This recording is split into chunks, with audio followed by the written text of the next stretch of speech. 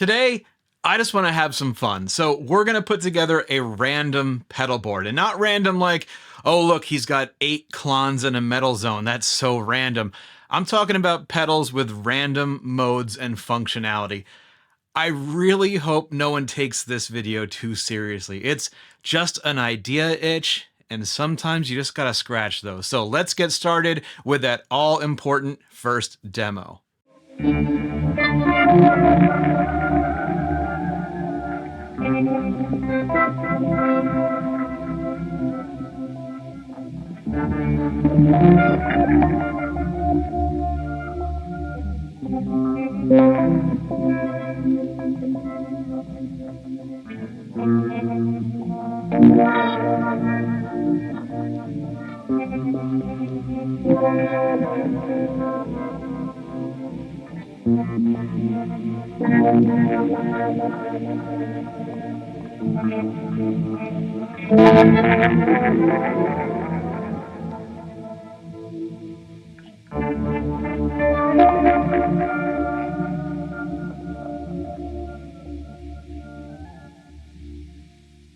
Creepy, haunted, possessed. All I know is that my dog hated it. Usually she hangs out in the room with me when I'm recording stuff, but once that got started, she got up and left. Can't say I blame her. So you saw the pedals that I used in there. Let's step through them one at a time. First off, a favorite of mine, the Keeley Bubbletron. This has a random step filter, giving us something like this.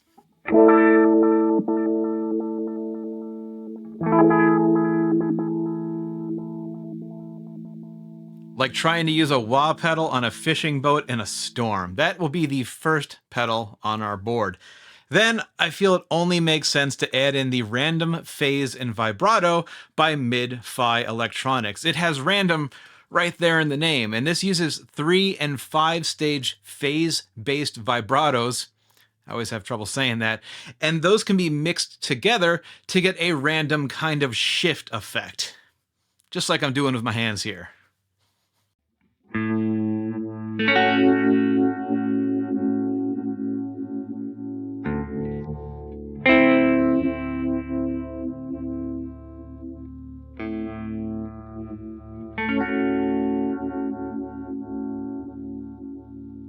And we'll put that after the Bubbletron, so we get this.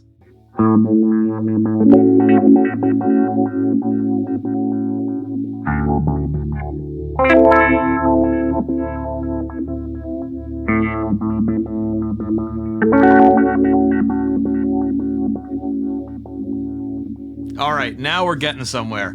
Up next, the Hologram Electronics Dream Sequence. I have a video for this, which I hope to release really soon. It'll be worth the wait, I promise.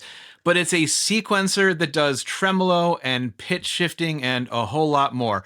Really interesting pedal, made more so because it's got a random mode. Now, this is where the signal gets a little bit murky and muddy because it's also bringing in some distortion and tone shaping as well.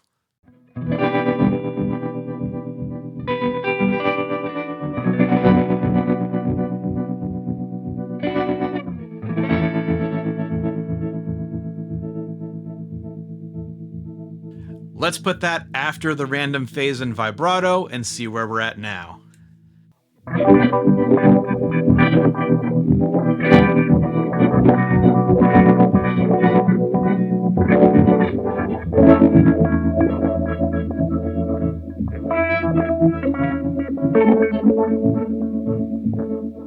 Now, what about that pitch bending you heard in there? That's all the DoD Rubberneck.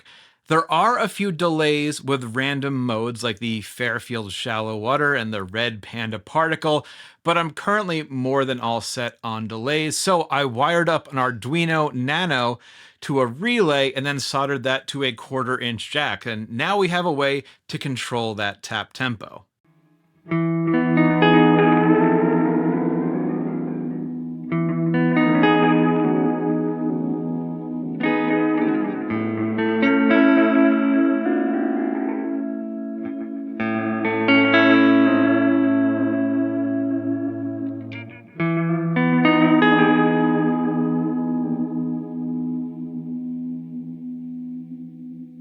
An Arduino is just a small computer you can write code for, and you can use it to control devices and read sensors. For this, I'm just controlling a snap relay. Now, you might be thinking that random tap tempo would be as simple as just, well, generate a random number between 100 and 1,000, wait that many milliseconds, blip the relay, repeat.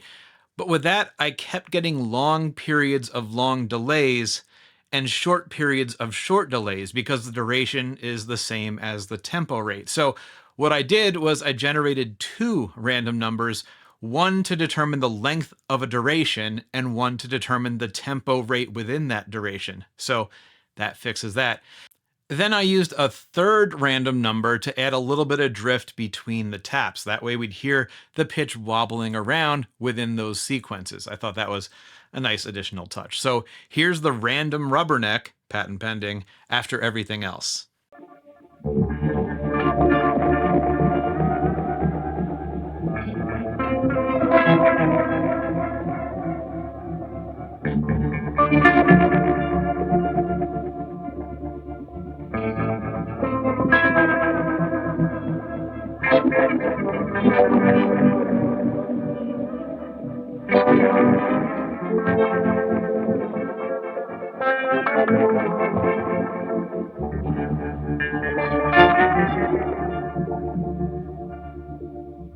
What you don't hear in that recording is this relay snapping away while I'm playing. It's not annoying or distracting at all.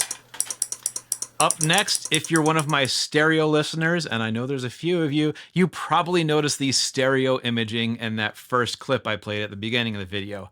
The only stereo pedal I have in the mix here is this Boss Slicer, the SL20, and it's set to random panning mode, which gives it a little more turbulence back and forth. And if you can't hear it, I put a little left-right meter on the side of the screen for this next clip.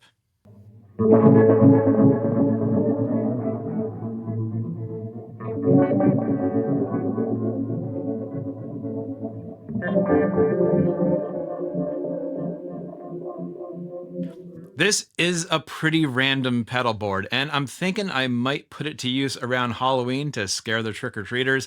I do have two more random pedals that I want to add into the equation though, and you can jump right to that part of the video if you want. There's chapters at the bottom of the screen, because I actually want to dive a little deeper into this concept of random. I've always found random to be fascinating, especially how we as humans are actually pretty bad at being random. Maybe you've taken a multiple choice quiz where there were 4 questions in a row where you came up with the same answer. That makes you want to go back and double check those questions, because what are the odds the teacher would have done something like that? Well, 4 questions with 4 possible answers, A, B, C, D.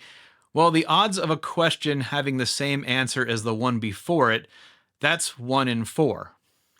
Pretty common. And the next question as well, that's 4 to the second. That's going to be 1 in 16. The third question, making it 4 in a row, that's 4 to the third, 64. And a 1 in 64th chance is not mathematically impossible. But we're so inclined to believe that random means one thing that when we actually see something random, we go, hey, that's not random enough. We're kind of silly like that.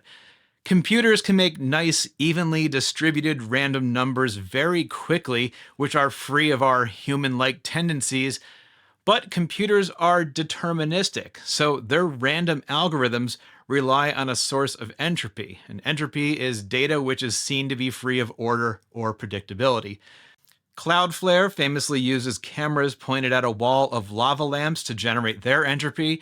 Your phone probably uses a combination of readings from accelerometers, its cameras, compass readings, as well as temperature sensors to come up with its own unique values. That's tremendously important, because if the methods and the inputs of a system are known, then it can be duplicated, which means things like decryption keys, two-factor authentication codes, and SSL certificates, those could all be very easily forged. That would make even the world's most sophisticated systems no more secure than a password of 12345. Note to self: change luggage combination. Luckily for us, we're just messing around with pedals, so we can say, hey, computer, give us a number between 1 and 100, and it'll tell us a number and it looks random enough for us, and we can go on with our day. The dream sequence, Bubbletron, and my little random tap tempo thing, those can all rely on some sort of library or hardware abstraction to go and do all the dirty work. But what about an analog device like the random phase and vibrato?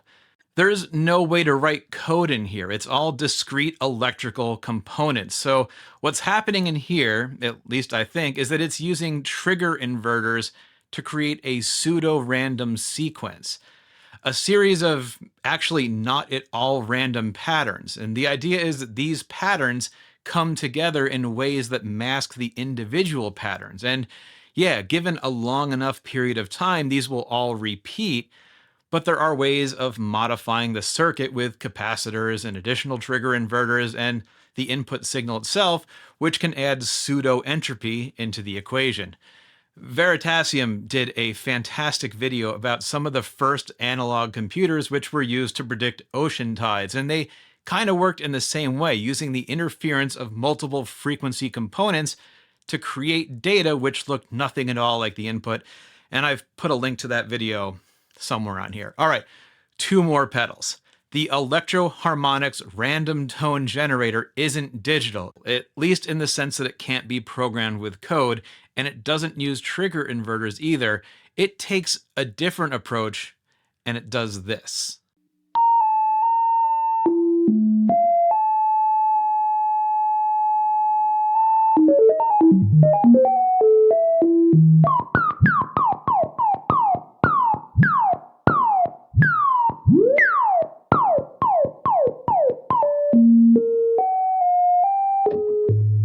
It's using shift registers, 2 4-bit shift registers specifically, and the way a shift register works is every time a clock pulse goes off, it moves the data it has, let's just say, to the right, and the data in the rightmost bit falls out, and the data on the input gets put into the bit on the left, and this repeats every time the clock pulses. So it's got 2 of these, actually it's 2 halves of the same physical chip, and they play off of one another to create a sequence of random tones. 8 total bits is not a whole lot of data to play around with, and it has to use that tiny bit of data to determine which frequency to play, as well as what data to load into those shift registers so that it keeps having something to play. So it's not surprising that if you listen to this long enough, which I definitely don't recommend, even after like 30 seconds, you'll catch the exact same sequence being repeated. I made a recording of the output of the RTG, and then I listened to it for this pattern, which I knew I heard a few times.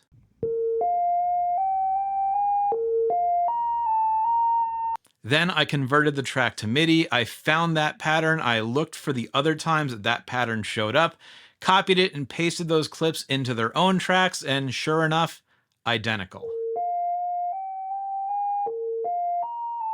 What it comes down to is that there are certain frequencies which are likely to be followed by other certain frequencies and patterns. It's just a limitation of this implementation. So if you ever go into your bank's data center and you see they're using a bunch of EHX RTGs to generate their 2-factor authentication keys, it's time to change banks. But it does make that random pedal assortment sound even weirder.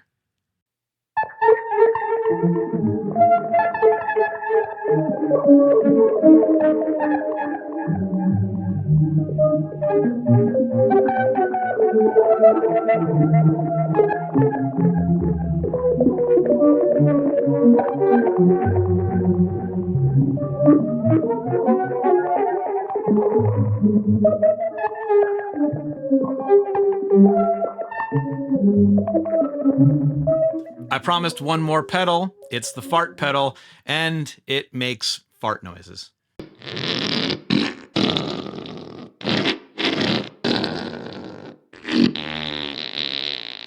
Just like the RTG, I wanted to see how random this actually was, so I recorded a couple minutes of farts into Logic, and it's pretty easy to pick out a few of these. And We don't see the same sequences repeated, and it also doesn't seem like it ever plays the same clip back to back, making it kind of like the way that we as humans like to see something random. And if we pop open the pedal and look inside, we can see there's an Adafruit SFX module in here. That's the part of the pedal that actually stores and plays back the audio in question. And plugging that into a PC gives us a listing of all the recorded clips. And that naming convention lines up with what the documentation says for having a series of audio files played back in random order. And check out the addendum here. I love this. It says, "This is not cryptographic quality randomness. It will play through all of the tracks at least once before repeating.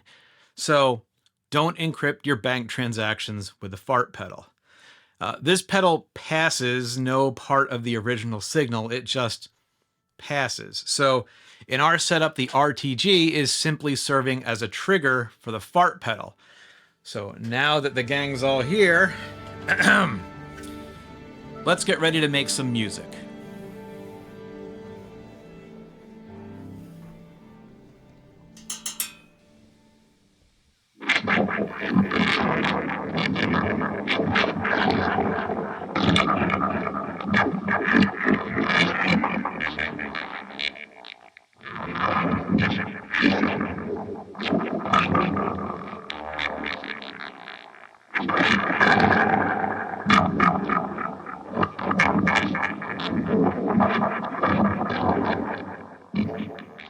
I guess you guys aren't ready for that yet, but your kids are gonna love it.